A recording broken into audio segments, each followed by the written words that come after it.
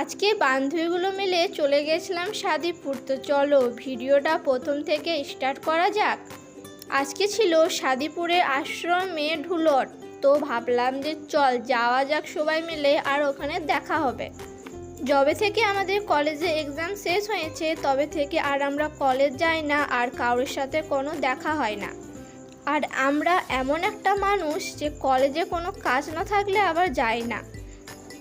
রানীভল থেকে তো ওদের সাথে আসার কথা ছিল, কিন্তু আমি দেখলাম যে পাড়ার সবাই টোটো ভাড়া করে যাচ্ছে, তো ওদের সাথে আমি প্রথমে চলে এলাম। আগে তো প্রায় আসতাম, কিন্তু এখন সেরকম আর আসা হয় না।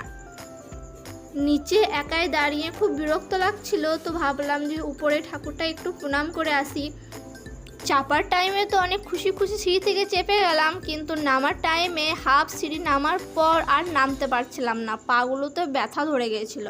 নিচে এসে দেখলাম যে বান্ধবীগুলো চলে এসেছে আর এখানে কীর্তন হচ্ছে। যাদের মধ্যে ভক্তি আছে তারাই এখন এখানে কীর্তন শুনছে। আর চারিদিকটা পুরো ফাঁকা, কিন্তু আস্তে আস্তে চারিদিকটা পুরো ভরে যাবে। সব জায়গাতে প্রণাম করার পর আমরা চলে এলাম একটু জায়গা, ওইখানে একটু খেয়ে নিলাম আইসক্রিম। তা করতে আমার বান্ধবীগুলো সবাই চলে এসেছিল। জানি না এটা আমার সাথে হয় কি সবারই সাথে হয়। প্রথমে তো সব জায়গায় যাবার খুব এক্সাইটমেন্ট থাকে, কিন্তু যাওয়ার পর ভাবি যে বেকার এলাম। খুব আমাদের জল টিস্টে পেয়েছিল, তো তাই সামনে একটা বন্ধুর বাড়ি ছিল, ওইখান থেকে জল খেয়ে আবার চলে এলাম আশ্রমে। আশ্রমে এসে দেখছি ভিড়, বাপরে অনেক ভিড় বেড়ে গেছে। এত ভিড়ে আমরা থাকতে না পেরে একটু ফাঁকা জায়গা দিকে চলে এলাম। আর আমার বান্ধবী কখনো মুখ দেখাতে চায় না, কেন কে জান। এবার কীর্তন শেষ হওয়ার পালা, আর হবে ঢুলোর। তো তাই আমরা এখানে দাঁড়িয়ে দাঁড়িয়ে একটু দেখছিলাম।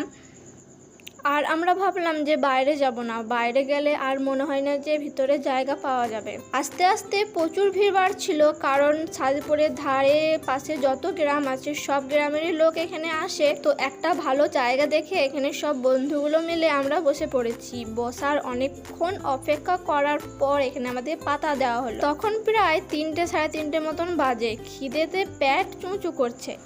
পাতা নিয়ে 1 ঘন্টা পর ফাইনালি পাতাতে প্রসাদ পড়ে গেল। আমি আমার বান্ধবীর সাথে ঘুরতে ঘুরতে এত ব্যস্ত হয়ে পড়েছি, যাদের সাথে এসেছি তাদেরই কোনো পাত্তা নেই। তো বান্ধবীদের টাটা করে ওরা চলে গেল বাড়ি, আর যাদের সাথে এসেছিলাম তারা এখানে একটু মেলা ঘুরতে লাগলো। তাদের সাথে আমি এলাম, কিন্তু মেলাতে এত ভিড়, পা রাখার জায়গা নেই। আমরা যে টাইমে এসেছিলাম সে টাইমে একটু ভিড় ছিল না। তখন যদি কেনাকাটা করে নিত এরা, তাহলে এখন অত ভিড়ে কষ্ট করতে হতো না।